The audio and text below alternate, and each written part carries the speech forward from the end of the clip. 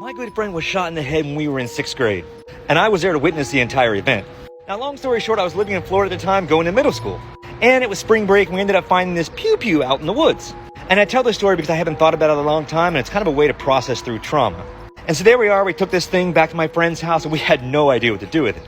But I guess one of our friends might have seen some television show, and he was like, oh, I know how to kind of remove this and do that, and blah, blah, blah, blah, blah. And so apparently, we thought it was safe.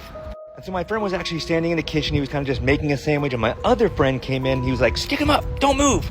Now, of course, they were just playing around, just sort of harmless fun, right? And then my friend ended up, pulling the thing that does the thing, and boom, just like that. And I remember seeing just the tiniest little hole right above his eye. And he looked at me in his eyes, and he just kind of stared at each other, because I was standing in the doorway at the time. And then in just a few moments, he just kind of collapsed and hit the floor. And let me tell you, if you've ever changed a motor oil on your car, made a little spill, and you see how much gets all over the concrete floor, yeah, there was a lot of this stuff on the kitchen floor. And really, we were all just kind of shocked at what just happened. Now, a lot of the details are still fuzzy in my mind, but I do remember having to walk the entire way home. And look, guys, I wasn't close to my parents, and this wasn't something I could share with them at all. And the friend who actually did the thing, by accident, ended up wearing black for like the next 3 years.